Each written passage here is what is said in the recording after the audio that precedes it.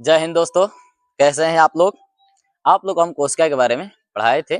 आज उससे आगे का टॉपिक जो है उसको पढ़ाएंगे। ठीक है, देखिए आप लोग को जब हम पढ़ा रहे थे कोशिका के बारे में तो बोले थे कि कोशिका के जो आंतरिक भाग होता है इसको क्या बोलते हैं, कोशिका झिल्ली। आंतरिक भाग को क्या बोलते हैं, कोशिका झिल्ली। इस कोशिका झिल्ली के अंदर बहुत सारे कोशिका के जो अंग होते हैं वो कोशिका के अंदर रहते हैं, उसको क्या बोलते हैं, कोशिकांग। यानी कोशिका के अंदर के अंगों को क्या बोलते हैं, कोशिकांग। ठीक है, और इसकी बाहरी परत जो होती है इसको बोलते हैं कोशिका भित्ति। इसकी बाहरी परत को क्या बोलते हैं, कोशिका भित्ति। यह कोशिका भित्ति मोटी होती है। यह कोशिका भित्ति कैसी होती है, मोटी होती है, कोशिका भित्ति। इसकी बाहरी परत को क्या बोलते हैं, कोशिका भित्ति यानी सेल वाल। कोशिका को बोलते हैं सेल, भित्ति को बोलते हैं वाल। इसको क्या बोलते हैं, सेल वाल, सेल वाल। ठीक है, कोशिका भित्ति को क्या बोलेंगे, सेल वाल। ठीक है, देखिए यह कोशिका भित्ति पादप में पाया जाता है। यह कल के क्लास में आप लोग को बताएं कि कोशिका भित्ति किसमें पाया जाता है, पादप में। कोशिका भित्ति पादप में। यह कोशिका भित्ति पादप में पाया जाता है। कोशिका भित्ति सेलुलोज का बना होता है। किसका बना होता है, सेल्यूलोज का। कोशिका भित्ति बना होता है सेल्यूलोज का, जो पादप में पाया जाता है। किसमें पाया जाता है, पादप। कोशिका भित्ति बना होता है सेल्यूलोज का, जो पादप में पाया जाता है। ठीक है, देखिए जो पादप या पेड़ पौधा होता है, पेड़ पौधे जो सेलुलोज होता है ना, सेलुलोज इस ससुरा में बहुत ज्यादा एनर्जी होता है। सेलुलोज में बहुत ज्यादा एनर्जी। और पेड़ पौधा से ही बनता है कागज।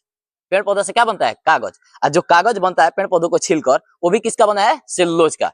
ठीक है, जो कपड़ा बनता है तो कपड़ा में जो रेशा होती है वो भी किसका बना होता है, सेलुलोज का। ठीक है, जैसे कपास का पौधा है तो उसकी रुई को निकाल लिया जाता है, रुई को निकाल के महीन करके कपड़ा को बुन दिया जाता है। तो कपड़ा में जो उसकी धागा रहती है वह दिखाई नहीं देती है। ठीक है, या तौली होता है तो तौली में मोटा रेशा होता है तो उसमें सेलुलोज की मात्रा दिख जाती है, क्योंकि वो रेशा दिख जाता है उसका। ठीक है, तो कपड़ा भी किसका बना होता है, सेलुलोज का।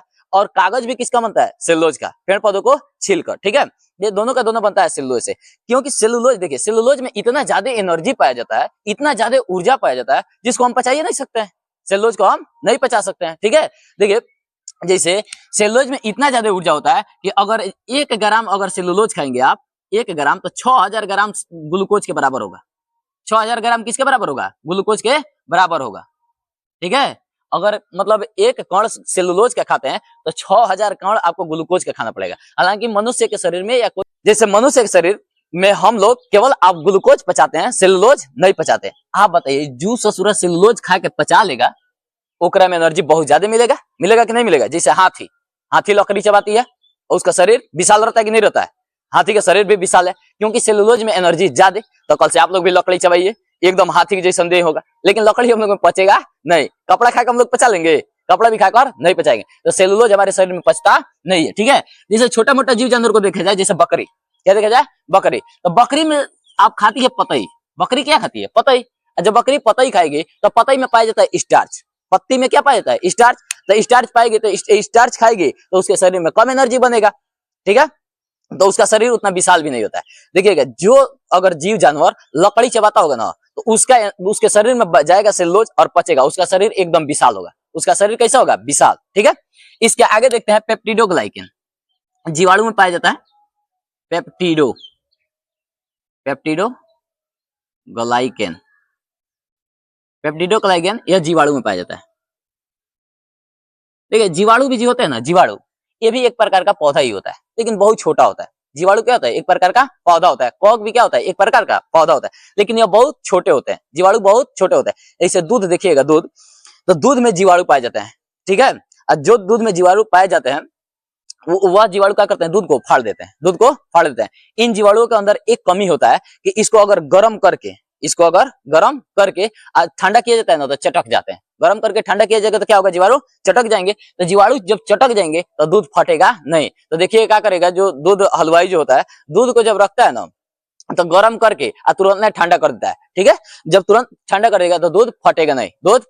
उसमें कोनो खच्चड़ होता है। सब जीवाणु सब कोनो क्या होता है, खच्चड़ होता है। वह दूध को गर्म करने के बाद भी बच जाता है। ठीक है, तो फिर भी दूधवा को फाड़ देता है, एक उपाय किया जाए कि दूध को इतना ना गर्म किया जाए, ससुरा को भूज दिया जाए। क्या किया जाए, भूज दिया जाए। अगर जीवाणु को भूज दिया गया तो वह जीवाणु नष्ट हो जाएगा। जीवाणु कहेगा पक्का ही खचड़ आदमी है, हमरे को भूज दिया। क्या किया, भूज दिया। अब जब भूज देगा तो बन जाएगा खोआ। दूध को जब आप भूज देंगे तो क्या बन जाएगा? खोआ। और खोआ लंबे समय तक चला जाता है, उसमें जीवाणु खत्म हो जाते हैं, तो वो खोआ जल्दी खराब नहीं होता है। ठीक है, तो आप बताइए जीवाणु से बचने के लिए क्या करेंगे? दूध को भूज देंगे, दूध को भूज देंगे, या खूब ज्यादा गर्म कर देंगे, जिसमें जिसमें छोटा छोटा जीवाणु पाया जाएगा उसको खूब ज्यादा गर्म कर देंगे। और गर्म करके एक बाइक ठंडा करेंगे ना, तो उसकी कोशिका भित्ति चटक जाती है। उसकी कोशिका भित्ति क्या होती है? चटक जाती है। चटक जाएगी तो वह जीवाणु मर जाएगा और उतना ज्यादा प्रभाव नहीं डाल पाएगा। ठीक है, इसके देखिए पेप्टिडोग्लाइकेन यानी जो जीवाणु पेप्टिडोग्लाइकेन के कोशिका के ऊपर होता है, या पेप्टिडोग्लाइकेन बना होता है, जैसे पादप में सेलुलोज का कोशिका भित्ति बना होता है, इसी तरह पेप्टिडोग्लाइकेन का बना होता है जीवाणु की कोशिका भित्ति। ठीक है, यहाँ तक आप लोग कोई दिक्कत? ठीक है, इसके आगे देखते हैं कि यह जीवाणु छोटे छोटे पौधे के रूप में होते हैं। छोटे छोटे किसके रूप में होते हैं? पौधे के रूप में। ठीक है, कभी कभी देखिएगा आपके मुंह में छाई निकलेगा ना, इससे सूरज जीवाणु जाकर वजह छाप लेता है, जीवाणु को जाकर वहां क्या करता है? छाप लेता है। ठीक है, तो वो छाई हो जाता है, तो उसकी डॉक्टर दवा चलाता है, फिर धीरे धीरे वो जीवाणु छोड़ देता है। आपके बाल जो है बाल, इसमें भी क्या करता है? जीवाणु छाप लेता है, वो भी छोटा छोटा पौधा ही है, जीवाणु छाप लेता है तो रूसी हो जाता है। क्या होता है? रूसी। वो भी एक प्रकार का क्या है? जीवाणु। देखते हैं कवक। जो कवक होता है इसमें काइटिन का बना होता है। कवक की कोशिका भित्ति किसका बना होता है? काइटिन। कवक की कोशिका भित्ति किसका बना होता है? काइटिन का बना होता है। ठीक है, तो कवक की कोशिका भित्ति काइटिन का बना होता है। पेप्टिडोग्लाइकेन जीवाणु में पाए जाते हैं। पेप्टिडोग्लाइकेन का जो कोशिका भित्ति होता है वह जीवाणु का बना होता है। और सेलुलोज का बना होता है पादप। सेलुलोज की कोशिका भित्ति किसका बना होता है? पादप। पादप की कोशिका भित्ति जो होती है वह सेलुलोज का बना होता है। यहाँ तक आप लोग को कोई दिक्कत? कोई दिक्कत? ठीक है, इसके आगे देखते हैं। देखियो, कोशिका भित्ति में आप लोग को दिखाए थे माइटोकांड्रिया, और माइटोकांड्रिया को हम बताए थे कि माइटोकांड्रिया ऊर्जा बनाता है। ठीक है, तो माइटोकांड्रिया ऊर्जा बनाता है, तो माइटोकांड्रिया को हमारे शरीर का पावर हाउस भी कहते हैं, ऊर्जा गृह भी कहते हैं। ठीक है, उसी को बोलते हैं पावर हाउस, या ऊर्जा गृह कहो या माइटोकांड्रिया कहो, शक्ति गृह कहो, कोई दिक्कत नहीं है। ठीक है, जब माइटोकांड्रिया को हम बाहर निकाल के पढ़ते हैं, जब माइटोकांड्रिया को हम बाहर निकाल के पढ़ते हैं तो यह ससुरा कैप्सूल की तरह दिखता है। माइटोकांड्रिया किसके तरह दिखता है? कैप्सूल की तरह। माइटोकांड्रिया किसके तरफ दिखता है? कैप्सूल। ठीक है, तो देखिए ये कैप्सूल की तरह दिख रहा है। ठीक है, तो ये कैप्सूल की तरह दिख रहा है, ये अगल बगल से अगर ढकला जाए इससे सूरा भचक जाएगा, या क्या होगा? भचक जाएगा। तो इसको भचकने के लिए ना इसके अंदर दीवार चला दिया गया है। इसको भचके ना, इसे सूरा टूटे फूटे ना, तो इसके अंदर क्या चला दिया गया है? दीवार। तो यह कोशिका के अंदर की आंतरिक दीवार है, इसको बोलते हैं क्रिस्टिस। क्रिस्टिक क्या बोलते हैं? क्रिस्टिक। इसके अंदर आंतरिक दीवारों को क्या बोलते हैं? क्रिस्टिक। कोशिका के जो माइटोकांड्रिया होता है, कोशिका के अंदर क्या होता है? माइटोकांड्रिया। तो इसके आंतरिक दीवारों को क्या बोलते हैं? क्रिस्टी। क्या बोलते हैं? क्रिस्टी। ठीक है, देखिए जो यह माइटोकांड्रिया होता है ना, यह ऑक्सीजन को ले लेता है। यह ऑक्सीजन को क्या करता है? ले लेता है, और ऑक्सीजन को लेकर हमारे शरीर में ऊर्जा बनाता है। ऑक्सीजन को लेकर हमारे शरीर में ऊर्जा बनाता है। देखिए कैसे कि जो माइटोकांड्रिया है, तो शरीर के हर एक कोशिकाओं में क्या पाया जाता है? माइटोकांड्रिया। जब हम सांस लेते हैं, जब हम सांस लेते हैं तो वह सांस हमारे फेफड़ा में जाता है। वह सांस हमारे कहाँ जाता है? फेफड़ा में। ठीक है, लेकिन आप बताइए जब हम सांस लेंगे, जब हम सांस लेंगे तो सांस में जो हवा होता है इसमें तो 78% नाइट्रोजन है। 78% क्या है? नाइट्रोजन। ठीक है, और आपका 21% ऑक्सीजन है। 21% क्या है? ऑक्सीजन।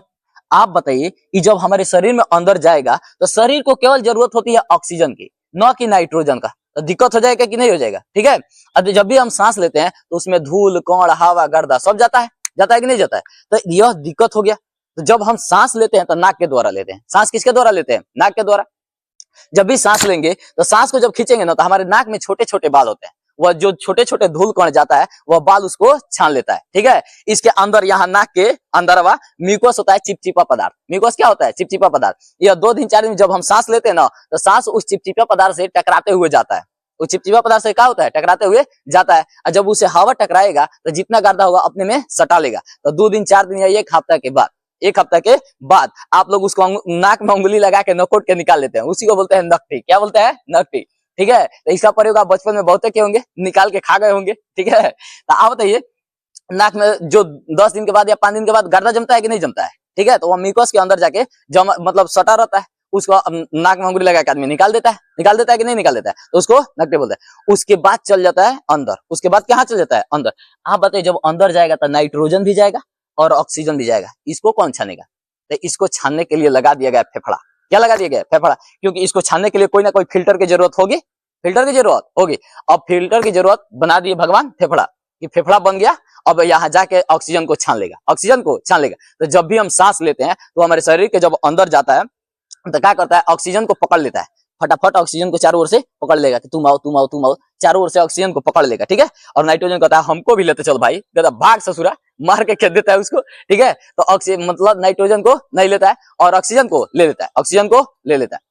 अब दिक्कत यह हो गया कि देखिए माइटोकॉन्ड्रिया हमारे शरीर के हर एक कोशिका में है, अब पूरा का पूरा शरीर हमारे कोशिकाओं से भरल है। दिक्कत हो जाएगा, मान लीजिए फेफड़ा में गया ऑक्सीजन और वहीं रह गया, तो उसको पूरे शरीर में जाना चाहिए कि नहीं जाना चाहिए, जाना चाहिए ना। अब देखिए नाक से, हमारे पास नाक के पास इतना दम तो है नहीं कि एक बार हम नाक से हवा खींचे और एड़ी से चोटी तक चल जाए, जैसे ऐसा हवा खींचे हम कस के हवा खींचेंगे तो वो तो चोटी तक नहीं जाएगा, नीचे पूरा मतलब शरीर तक हवा नहीं जाएगा, आदमी जीवन भर परेशान रहेगा कि भाई सांस खींचो अब पूरा कोशिका में पहुंचाओ, सांस खींचो पूरा कोशिका में पहुंचाओ, जीवन भर परेशान रहेगा, आदमी कोई काम ही नहीं कर पाएगा, ठीक है। तो इस ऑक्सीजन को पहुंचाने के लिए ना पता किया गया, बोलता है ना पता करो दया कौन यहाँ पर है, ठीक है। तो उसी को पता किया गया कि कौन पूरे शरीर में घूमता है, तो पूरे शरीर में घूमता है ब्लड, पूरे शरीर में कौन घूमता है, ब्लड। तो ब्लड को कहा गया ये भाई ये काम करो ना, ऑक्सीजनों को पहुंचा दो, कितना बढ़िया रहेगा, ऑक्सीजन को पहुंचा दो, ऑक्सीजन का हमारे खुदे काम ढेर है, ठीक है, पहुंचा देंगे, लेकिन क्या करो इनमें घोर दो, ऑक्सीजन को इसमें क्या करो घोर दो। तो फेफड़ा क्या करता है, ऑक्सीजन को ब्लड में घोर देता है, ब्लड में घोर देता है, ठीक है। ब्लड में घोरने के बाद ऑक्सीजन हो गया, अब ब्लड हो गया भारी, ब्लड क्या हो गया भारी। अब कहता है ब्लड हम जइबो कैसे, बोल रहा कौन के धकिया दे, तो फेफड़ा कहता है हमारे पास खुदे ढेरे काम है, ऑक्सीजन को छांटो, ऑक्सीजन को छांटो, नाइट्रोजन को छांटो, उसमें से गर्दा निकालो, कार्बन डाइऑक्साइड को छांटो, हमारा ढेरे काम है, ये भारी हो गया हम ढकलेंगे कैसे, ठीक है। तो वो बोलता है हृदय से, वो बोलता है किसे, हृदय से, ये हृदय तो इसको धकिया दो ना, चल जाए, इसको क्या करो धकिया दो। तो हृदय कहता है ठीक है भेजो, धकिया देते हैं। तो हृदय बुलाता है आओ आओ आओ, बुला लिया, अब बुलाने के बाद मारता है, भाग यहाँ से, एक लत मारेगा वह भाग जाएगा, ठीक है। तो हृदय बुला के धकिया देता है, तो जब धकियाएगा ना तो 120 के स्पीड से धकियाता है, कितना के स्पीड से मांगता है 120 के, फिर चल गया, फिर घूम के आएगा, फिर घूम के आएगा, तो हृदय कहेगा आओ आओ, बुला लेगा, मारेगा खींचो, भाग यहाँ से, फिर से चला जाएगा, ठीक है। तो 120 में धकियाता है, अब फिर उधर से लौट के आता है 80 में, कितना में लौट के आता है 80 में, इसी को बोलते हैं ब्लड प्रेशर, बीपी, इसको क्या बोलते हैं बीपी। आप जिंदा रहिएगा तो बायोलॉजी हम अच्छे से समझा देंगे, ठीक है। कोशिश कीजिएगा कि आप पढ़ाई को अपने अच्छे से मतलब पढ़िएगा, कभी भी दिक्कत नहीं हो, और पढ़ाई को देखिए कभी भी माइंड पे इफेक्ट न डालिएगा, ठीक है, और लाल पीयर हरियर के चक्कर में न रहिएगा। आप अच्छे से पढ़ेंगे ना तो आपका साथ सब कोई देगा, अगर अच्छे से नहीं पढ़ रहे हैं तो आपका साथ कोई नहीं देने वाला है, ठीक है। आपके रहने या न रहने से समाज पे कोई फर्क नहीं पड़ता है, तो कोशिश कीजिए कि आप अपने काम को अच्छे से कीजिए, ठीक है। आप गांव में रहें या न रहें, समाज को कोई फर्क नहीं पड़ता है, समाज को तभी फर्क पड़ेगा जब आप सक्सेस होकर कोई बड़े आदमी बन जाते हैं या किसी काम को करते हैं, ठीक है। मिलते हैं आप लोग को अगले वीडियो में।